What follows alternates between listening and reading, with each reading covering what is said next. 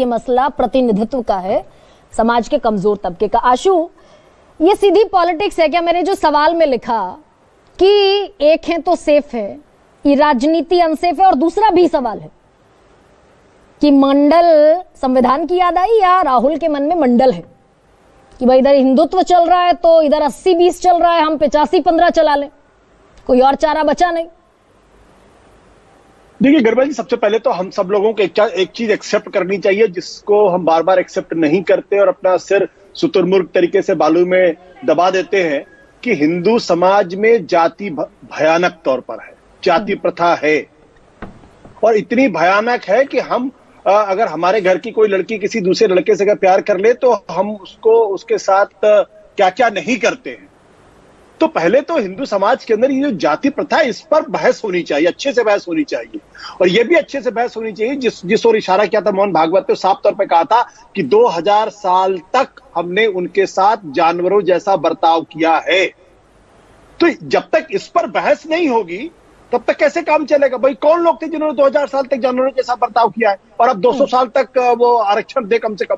तो सवाल इसी बात को लेकर, जब जब इस देश के अंदर पिछड़ों ने, दलितों ने सामाजिक न्याय की बात की है, जब तक बंधुत्व की बात की है, तब तक उनके ऊपर यह आरोप लगा है कि दरअसल वो जातिवाद की राजनीति करते। लेकिन जो जाति के नाम पर पिछले 2000 साल से लगातार वर्चस्व की राजनीति कर रहे हैं, पिछड़ों और दलितों को ऊपर नहीं आने दे रहे हैं, पहले तो उनकी पहचान होनी चाहिए।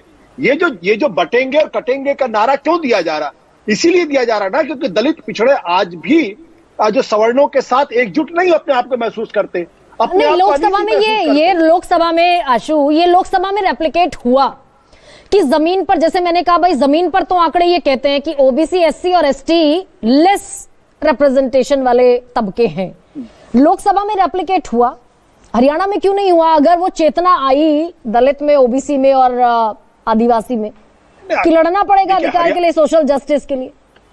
मैं फिर इस बात को कह देता हूं कि सामाजिक न्याय की लड़ाई को हिंदुत्व की लड़ाई का हिस्सा नहीं बन सकता। हाँ। और जो आंकड़े आपने दिखाए कि आज खाली इस डिबेट को देख लीजिए ना, आप बुरा मत मानिएगा मेरी बात का, लेकिन इस डिबेट में कहां कोई पिछड़ा शामिल है, कहां कोई दलित शामिल है? हम डिबेट जाति के आधार पर कर रहे हो, समाज का जो 80% है इस डिबेट में शामिल ही नहीं है। तो ये जो बायस है हमारे समाज का, जब तक उसके ऊपर चर्चा नहीं होगी, और हम बार बार कहेंगे कि बटेंगे तो कटेंगे, तो बटेंगे कटेंगे क्यों? क्योंकि पहले तो ये जातियां इस बात का हिसाब दें कि सवर्णों को, कि दलितों को, पिछड़ों को जाति के आधार पर कौन बांट रहा था? कौन उनके साथ रोटी बेटी का रिश्ता नहीं कर सकता? कौन उनके साथ नहीं बैठ सकता? अगर वो मूंछ रख लेता है तो उसका बाल काट दिया जाता है, अगर घोड़ी पे सवार हो जाता है तो उसके साथ बेइज्जत किया जाता है, उसके मुंह में नहीं। लेकिन इस जमीनी सच्चाई के बावजूद आशु, इस जमीनी सच्चाई के बाद हरियाणा के जो नतीजे आए उसको मैंडेट की तरह इस्तेमाल किया भारतीय जनता पार्टी ने।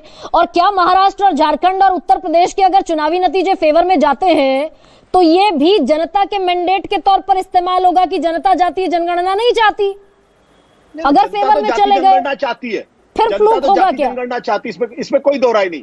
हाँ। ये जनता तो जाति जनगणना चाहती है। आप किसी पिछड़े से बात कर लीजिए जो समाज का 50% है, आप दलितों से बात कर लीजिए जो समाज का 20% है, आप किसी से बात कर लीजिए, वो कहेंगे कि हम जाति जनगणना चाहते हैं। भाई क्या कारण है कि इस देश के अंदर लालू प्रसाद यादव को डिस्क्रेडिट किया जाता है, मुलायम सिंह यादव को डिस्क्रेडिट किया जाता है, काशीराम मायावती को डिस्क्रेडिट किया जाता है, नीतीश कुमार को डिस्क्रेडिट किया जाता है? क्यों उनकी छवि को खराब किया जाता है? क्या इसमें जातिगत बायस है? मेरा साफ तौर पे कहने की इस बात को समझने की जरूरत है। हम असली सवाल को हैंडल नहीं करना चाहते। बटेंगे तो कटेंगे, अरे बटेंगे कटेंगे इसलिए क्योंकि हजारों साल से उनको बांट कर रखा गया है, उनको बेइज्जत किया गया, उनको इंसान लेकिन ये पॉलिटिकल डिविडेंड देता भी तो है भाई। आशु, मैं बार बार इस बात को आपसे ही पूछती हूँ, मैं आपकी मुहर भी चाहती हूँ।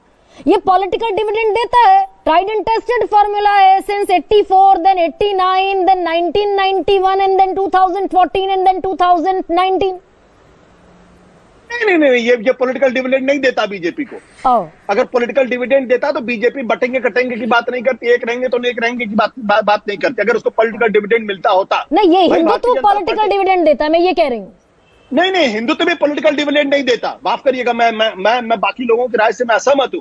अगर हिंदुत्व पॉलिटिकल डिविडेंड दे रहा हुआ था तो 1952 से जनसंघ चुनाव लड़ रहा है, 1980 बल्कि 1989 तक अगर उनके सारी सीटों को मिला दिया जाए जीते हुए तो भी 80 सीट नहीं बनती है। तो हिंदुत्व कहां उनको डिविडेंड दे रहा था?